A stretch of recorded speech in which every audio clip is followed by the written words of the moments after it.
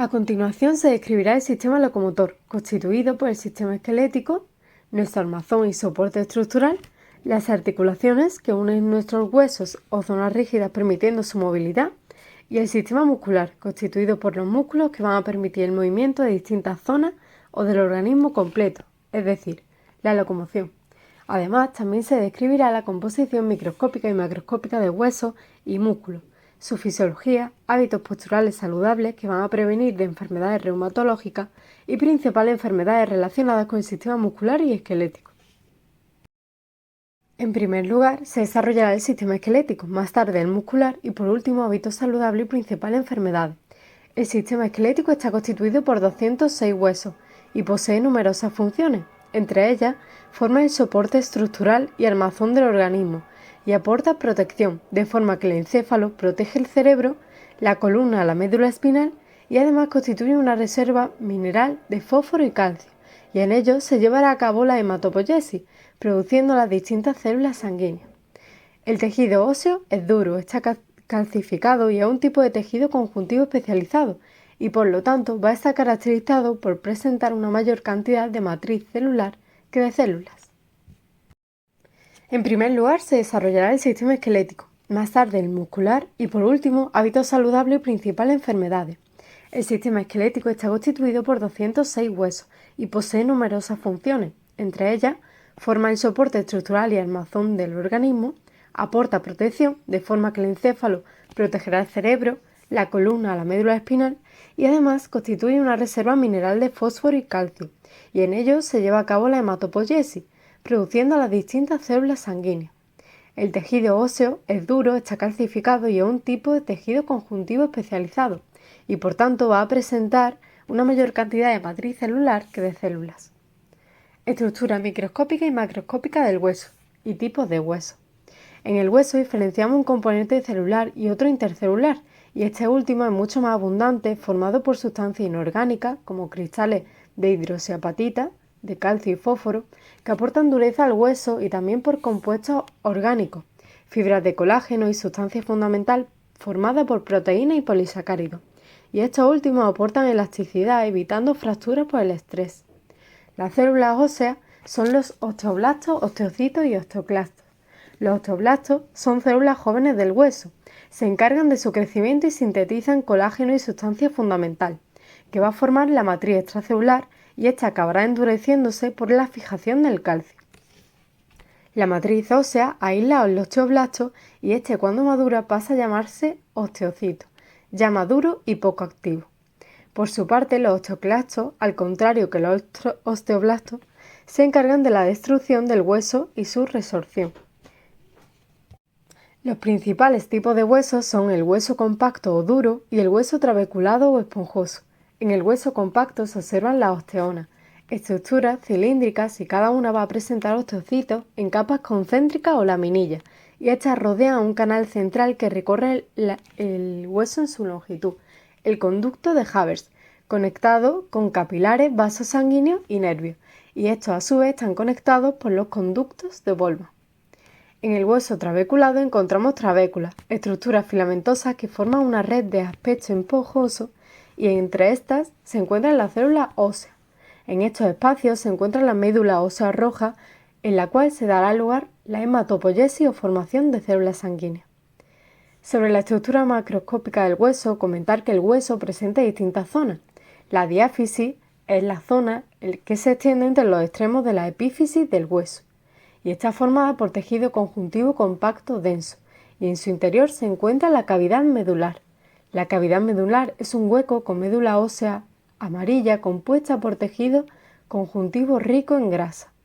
El cartílago articular es una capa de cartílago hialino que cubre las dos epífisis o extremos del hueso y amortigua los golpes de la articulación. El periostio es una membrana externa densa que va a cubrir las diáfisis y el endostio es una membrana epitelial fina que tapizará el interior de la cavidad medular. Según su forma vamos a encontrar distintos tipos de huesos, huesos largos como el fémur donde predomina la longitud, cortos como los huesos del carpo y son más resistentes, planos y anchos con tejido esponjoso en su interior donde se produce la hematopoiesis y que son objeto de punción, e irregulares con distinto tamaño y forma. También podemos encontrar huesos neumáticos como el etmoides, que contiene aire en su interior, o sesamoideos, constituidos por ligamentos calcificados como la rótula. Crecimiento y resorción ósea. Antes del nacimiento no existen los huesos sino cartílagos que se van a ir calcificando, llamado este proceso osteogénesis o formación de hueso, y esta calcificación es producida por los osteoblastos, que van a sintetizar matriz osteoide de cristales de hidroxiapatita mediante la incorporación de calcio y fósforo a través de la sangre, y esta calcificación es mayor en la niñez y adolescencia, donde se va a producir el crecimiento del hueso. A lo largo de la vida se produce la remodelación del hueso de forma que va a llegar a sustituirse hasta 10 veces. Sin embargo, en el adulto y sobre todo en la vejez predomina la resorción ósea y se produce la osteoporosis en edades avanzadas, donde el hueso se vuelve poroso y frágil por los osteoclastos que van a promover la descalcificación y destrucción de estos cristales. Los huesos de una persona deportista poseen una gran cantidad de calcio y colágeno y han aumentado su resistencia y densidad ósea para poder responder al estrés. El sedentarismo, por otro lado, debilita los huesos favoreciendo una menor producción de colágeno y calcio. El crecimiento y resorción ósea están regulados por hormonas.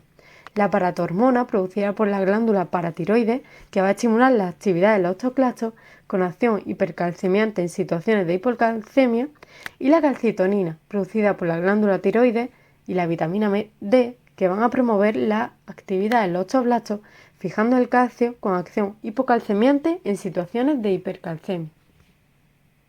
Los huesos del esqueleto. El esqueleto humano posee dos divisiones principales, el esqueleto axial y el esqueleto pendicular. El esqueleto axial está formado por 80 huesos, los huesos de la cabeza y del tronco. Los huesos de la cabeza son planos y irregulares y van a formar el cráneo que van a proteger al encéfalo y son 8. Un hueso frontal, 2 temporal, 2 parietal, un occipital, un etmoides y un esfenoide. Los huesos de la cara se unen a los del cráneo y son 14. Huesos palatinos, cigomáticos, maxilar superior, nasales, lacrimales, corneta inferior, vómer y maxilar inferior. En los huesos del oído encontramos 6, 2 martillos, 2 yunques, 2 estribos y el hueso hioides que se va a encontrar en el cuello.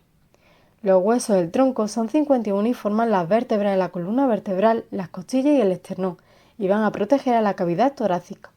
La columna vertebral protege la médula y se une mediante con el cráneo y las costillas y va a presentar 4 incurvaciones, 2 de concavidad anterior y 2 posterior, y va a presentar unas 33 vértebras, 7 cervicales, 12 torácicas, 5 lumbares, 5 sacras y 4 coxígenas. Las vértebras presentan un cuerpo que va a soportar el peso del cuerpo o del organismo.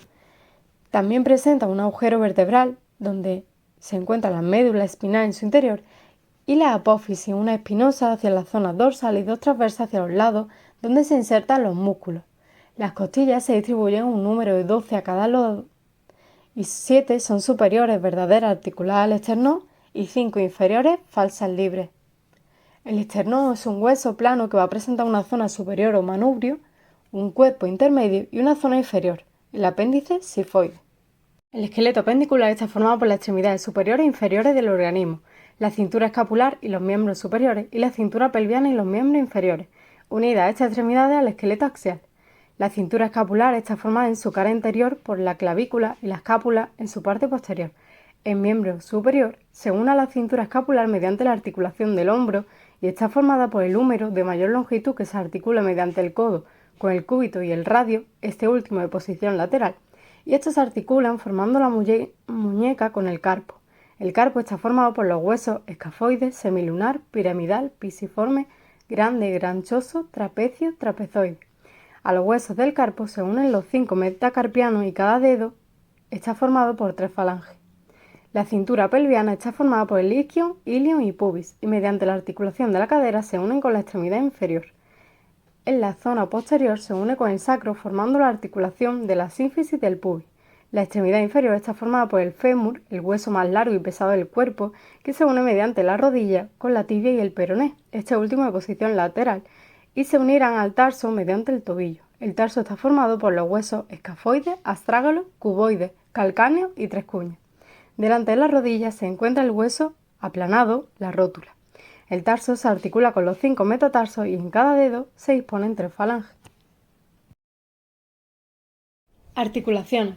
Las articulaciones constituyen las uniones de los huesos, zonas duras, como cartílago, y mediante esta unión permite el movimiento y dependiendo del movimiento que permitan y del tejido que une y constituyen, pueden ser sin artrosis, en la cual encontramos sindesmosis, suturas y gonfosis entre ellas, anfiartrosis, encontrando sínfisis o sincondrosis, o sinoviales, uniaxiales, biaxiales y multiaxiales. Las sinartrosis o fibrosas son aquellas que van a permitir una menor movilidad y pueden ser de tres tipos. Sindesmosis es aquella que va a formar la unión fija entre las diáfisis de huesos, como la tibia y el peroné. Las suturas son la unión entre los huesos del cráneo y que en el neonato se encuentran no osificadas, y la gonfosis constituye la unión entre el alveolo dentario y el diente formando el ligamento periodontal. La anfiartrosis está formada por tejido cartilaginoso y forma la sincondrosis como en la placa metafisaria, en la epífisis de los huesos, que es de cartílago y hialino, o la sínfisis como la del pubis, que en el parto va a permitir algo de movimiento. Las articulaciones sinoviales son las que permiten una mayor movilidad y pueden ser uniaxiales, biaxiales o multiaxiales, y son muy frecuentes en las extremidades. Las articulaciones uniaxiales permiten dos tipos de movimiento en un solo eje y en un plano y pueden ser de dos tipos, en bisagra o en pivote. Las articulaciones en bisagra van a permitir el movimiento de flexión y extensión y un ejemplo de este tipo es la articulación de la muñeca. La articulación en pivote puede encontrarse entre la primera y segunda vértebra cervical, como en el axis y en el atlas, y esta articulación va a permitir el movimiento de la rotación interna y externa. Las articulaciones biaxiales van a permitir cuatro tipos de movimientos, en dos ejes y planos perpendiculares, y los tipos principales son en silla de montar o condilia. En el caso de la articulación en silla de montar, esta se encuentra entre el primer metacarpiano y el carpo, y su movimiento permite coger objetos pequeños y tener precisión. En el caso de las articulaciones condilias, están constituidas por el extremo cóncavo de un hueso y convexo de otro, como en el caso del radio con el carpo. Las articulaciones multiaxiales son aquellas que van a permitir una mayor cantidad de movimientos, y los tipos más frecuentes son las planas y las redondas. Las articulaciones planas van a permitir un menor grado de movimiento y este se produce por deslizamiento, como en los huesos del tarso. Las articulaciones redondas están constituidas por la unión de un hueso con forma cóncava y otro con forma convexa y son los que permiten mayor movilidad de hasta 6 tipos de movimientos y este tipo puede encontrarse en la articulación de la cadera o del hombro.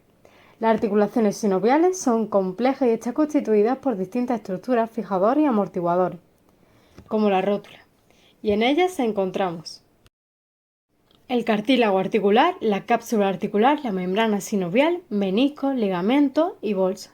El cartílago articular se establece entre las dos epífisis de los huesos y recubre las superficies articulares. La artrosis es una enfermedad en la cual se va a volver rígida y anquilosa. La cápsula articular se establece entre los dos periosteos de los huesos y la membrana sinovial tapiza el interior de la cápsula articular y contiene en su interior líquido sinovial, y este está constituido por glúcidos y lípidos que aportan nutrición a la articulación. Los meniscos son discos de fibrocartílago a modo de unión entre los huesos y aportan refuerzo y amortiguación. Los ligamentos son cordones de tejido fibroso denso uniendo huesos firmemente.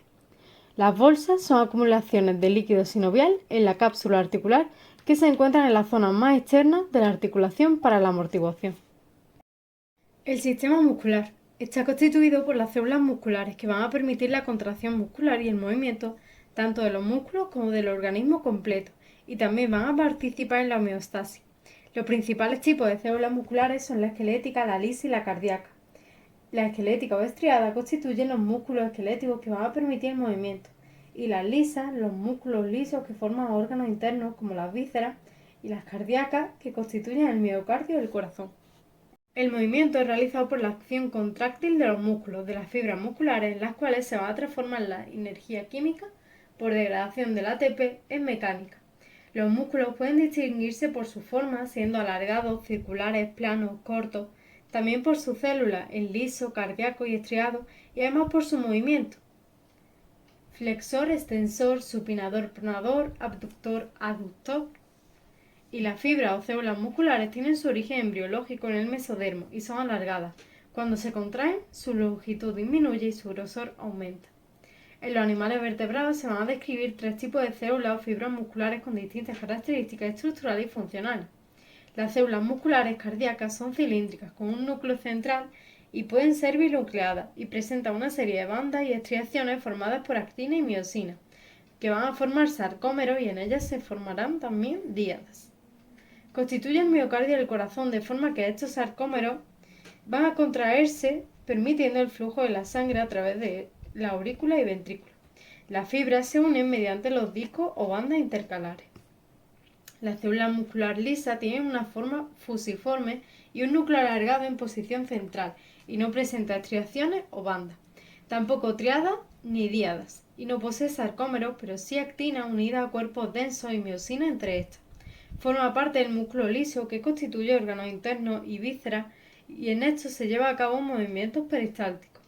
Tanto la fibra cardíaca como lisa son de contracción involuntaria dirigida por el sistema nervioso autónomo y van a contribuir a mantener la homeostasis o equilibrio fisiológico del medio interno. La célula muscular esquelética, por otro lado, es alargada y cilíndrica, constituida por una serie de bandas y estriaciones constituidas por filamentos de actina y miosina. Estos de actina más electroclaros y los de miosina más electrodensos. Estos microfilamentos van a llevar a cabo la contracción en la estructura fundamental de la célula muscular, el sarcómero. Estas células van a poseer muchos núcleos en la periferia y se forman triadas mediante el sarcolema, retículo sarcoplasmático y la unidad motora. La inervación es llevada a cabo voluntariamente por el sistema nervioso somático y produce movimientos o desplazamientos.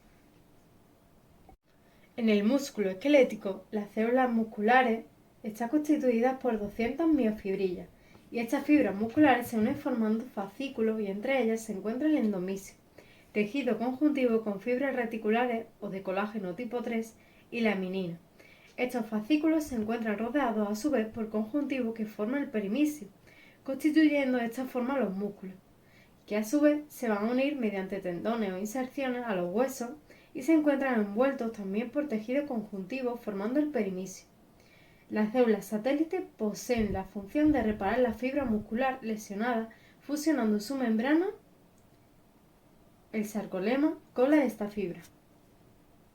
Como hemos comentado anteriormente, la fibra muscular se encuentra en las miofibrillas, constituidas por sucesivos sarcómeros, uno detrás de otro, y es la estructura morfológica, funcional y fundamental constituida por proteínas contráctiles, la actina y la miosina, formando bandas electroclaras y electrodensas que van a proporcionar aspecto estriado.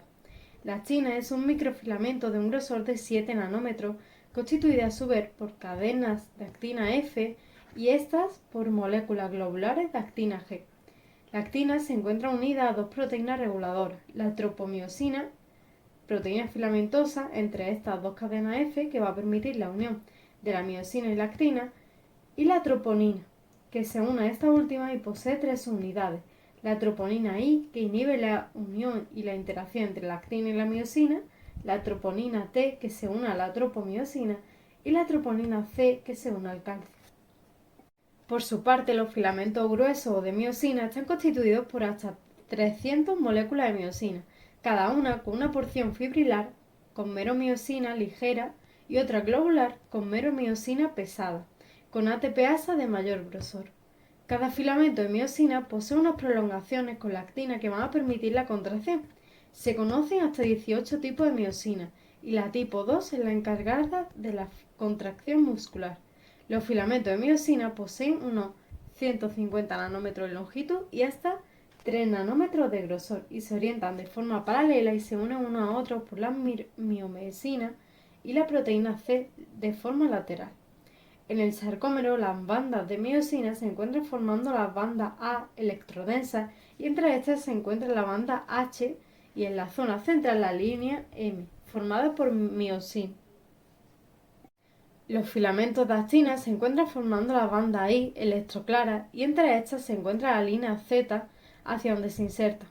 Un sarcómero se extiende desde una línea Z hasta la otra. Cada miofibrilla está constituida por un sarcolema o membrana, sarcosomas o mitocondria y retículo sarcoplasmático o endoplasmático. Entre las bandas I y A se encuentran los túbulos T, invaginaciones del sarcolema que con los ensanchamientos del retículo sarcoplásmico forman triadas. Fisiología del músculo. La principal función y característica del músculo es la de la contracción y producir movimiento, y posee una serie de características que van a permitir la excitabilidad, conductibilidad y contractabilidad. La excitabilidad hace referencia a que en el tejido muscular se encuentran los usos neurotendinosos de Golgi y los neuromusculares que van a controlar el estiramiento de los tendones para evitar el riesgo de rotura de fibra y daño del tejido tendinoso, evitando el exceso del estiramiento o de la contracción con una acción antagónica inhibiendo o estimulando la actividad de las neuronas motoras. La conductibilidad hace referencia a que el estímulo es conducido rápidamente por la fibra muscular, contrayendo la fibra, se genera en el soma y llega hasta la zona donde se encuentran las placas motoras, terminaciones nerviosas. La contractabilidad hace referencia a que la fibra muscular responde al estímulo mediante potenciales de acción que llegarán hacia el interior mediante los túbulos T, provocando la liberación de calcio que se unirá a la troponina permitiendo la contracción. La unidad motora está formada por la neurona y el axón con su terminal sin bailes de mielina y con terminales axonales con gran cantidad de vesículas con acetilcolina y las fibras musculares a las que inerva. Y el calcio en el terminal provocará la liberación de este que produce en el terminal postsináptico la apertura de canales de sodio y la despolarización de la célula. El músculo posee la capacidad de excitarse a través de la generación de un potencial de acción en la célula nerviosa y este llega al músculo a través de una placa motora en la cual se va a establecer la conexión entre el axón y la célula muscular y se forma una tríada o conexión con el retículo sarcoplasmático, el sarconema de la fibra muscular y el axón nervioso. En este axón nervioso el potencial de acción generado provocará la liberación de un neurotransmisor a la hendidura sináptica y este llegará al sarconema provocando una despolarización y cambio en la permeabilidad de la membrana, de forma que en el retículo sarcoplasmático se liberará una gran cantidad de calcio y este se unirá a la subunidad C de la troponina. Esta unión provocará un cambio conformacional de la tropomiosina, de forma que la actina y la miosina van a unirse y se producirá un desplazamiento de la miosina sobre la actina, desarrollándose la contracción muscular. En la contracción muscular tienen lugar 4 fases. En la primera fase se produce la adhesión. El calcio se une a la porción C de la troponina. En la fase 2 o fase de separación, el ATP se une a la miosina provocando su separación con la actina. En la fase de flexión, el ATP se hidroliza a ADP y fosfato inorgánico, fósforo inorgánico, y la cabeza de miosina se acerca a la de la actina y se flexiona y la cabeza avanzará unos 5 nanómetros. En la fase de golpe, la miosina se une al nuevo sitio de la actina y el ADP se separa de la cabeza de la miosina. Por último, en la fase de readhesión, se vuelve a constituir el ATP y el ciclo vuelve a producirse. De esta forma, se produce un deslizamiento de los filamentos de miosina sobre los de actina y los sarcómeros se acortan y también las fibras musculares. Cuando la contracción deja de producirse es debido a que se produce una disminución de la concentración de iones de calcio que vuelve al retículo sarcoplasmático por una bomba de calcio generándose la relajación muscular. El tono muscular tiene lugar cuando el músculo se mantiene parcialmente contraído y de manera permanente aportando firmeza. Las uniones motoras se van a ir contrayendo de forma alterna y mientras que unas descansan las otras se contraen y por ello podemos mantener posturas durante largos periodos sin presentar signos de fatiga. Durante el sueño la actividad tónica de los músculos disminuye notablemente. Musculatura humana. El cuerpo humano está formado por 600 músculos que van a permitir el movimiento y pueden ser de distinto tamaño, forma y de distintos tipos según el movimiento que permita. El movimiento de la contracción muscular en vertebral está controlado por el sistema nervioso, pero en el corazón, el miocardio, se va a contraer de forma involuntaria. De esta forma, los músculos pueden ser de distinto tipo, más alargados como el del fémur, cortos como los de los dedos, más redondeados, aplanados, y según el tipo de movimiento que permitan, puede ser de rotación interna, externa, supinadores, pronadores, abductores, aductores, de flexión, extensión, entre otros. Y respecto a los músculos del organismo, en la cabeza encontramos 14 y se encuentran cubriendo los del cráneo, y son el músculo frontal, temporal y occipital. Cubriendo los huesos cortos y regulares de la cara se encuentran el orbicular de los ojos y de los labios para su cierre, cuadrado de la boca, del labio inferior, bucinador en las mejillas, cigomático mayor y menor, elevador del labio superior, masetero, pterigoideos medial y lateral, risorio y nasal. Los músculos del cuello son tres: escaleno, anterior, medio y posterior en las primeras vértebras, esternocleidomastoideo, que lleva a cabo la rotación de la cabeza y se inserta en la clavícula y en el esternón, y el músculo hioides en el hueso hioides. Entre los músculos principales del tronco destaca el músculo erector del tronco, el deltoide, que forma el hombro, el dorsal, de mayor superficie del cuerpo, el serrato y pectoral para la elevación y descenso del brazo, el romboides y el trapecio. Los principales músculos del tórax son los costales, elevadores y depresores de las costillas, y el diafragma, que aumenta el volumen de la cavidad torácica y separa de esta la cavidad abdominal. Los músculos de la extremidad superior son el bíceps y el tríceps branquiales, que llevan a cabo la flexión y extensión del antebrazo, y los pronadores y supinadores, y cortos y largos de la mano y dedos. Los músculos del tronco son los costales y el diafragma. Los músculos del abdomen son el recto mayor en posición ventral y los oblicuos internos y externos para la flexión lateral. Los músculos de la extremidad inferior de la cintura pelviana se insertan en el fémur y son el psoas, ilíaco, glúteo y ventrales. Los músculos del muslo se insertan en la tibia y el peroné y son el tríceps para la flexión de la rodilla, tibial anterior y posterior para la flexión del tobillo, peroneo, flexores y extensores de los dedos y músculos largos y cortos del pie y de los dedos. Hábitos posturales adecuados. Los hábitos posturales adecuados es toda aquella prevención de posturas corporales no adecuadas que van a promover el mantenimiento de un buen estado de salud del sistema musculoesquelético y van a prevenir a largo plazo de la prevención de dolencias y trastornos. Los hábitos posturales adecuados son adquiridos desde la niñez con la educación, pero en el periodo de la adolescencia y etapa adulta se van a adquirir nuevos hábitos corporales, debido a los cambios de estilo de vida, aumento de responsabilidades, trabajo y cargas familiares. Por ello, en esta etapa será fundamental llevar a cabo una reeducación para modificar los hábitos posturales inadecuados que van a promover la aparición de trastornos. Ayuda externa e instrumentos de ayuda. Los instrumentos de ayuda o ayudas externas se refieren al material inmobiliario que son usados para llevar a cabo los hábitos posturales adecuados, y entre estos poseen gran importancia aquellos que son usados en los hogares, donde vamos a pasar gran parte de nuestra vida y tiempo y deben facilitarnos el trabajo físico. No deben confundirse los buenos hábitos posturales con el uso de instrumentos de ayuda, ya que estos simplemente son complementarios. Algunas de las prácticas más aconsejables son, en el caso de coger peso, que deberá acercarse todo lo posible al cuerpo y en su levantamiento se realizará con las piernas flexionadas. En el caso de la incorporación, desde la posición de cúbito supino, que deberá realizarse de forma lateral, girando el tronco para evitar daño en la columna y no de forma brusca.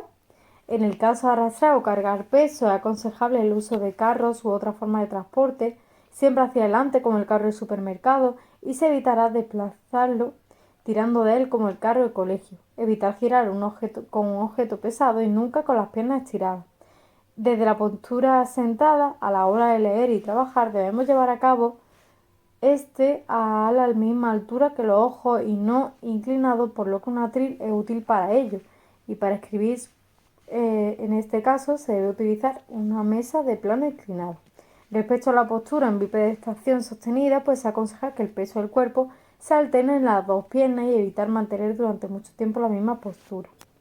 Como conclusión, los buenos hábitos corporales saludables previenen de problemas osteomusculares a largo plazo, y para llevar a cabo una reeducación y mantener unos buenos hábitos posturales es recomendable tomar fotos o vídeos con las que éstas serán captadas para poder ser tenidas en cuenta y corregirse.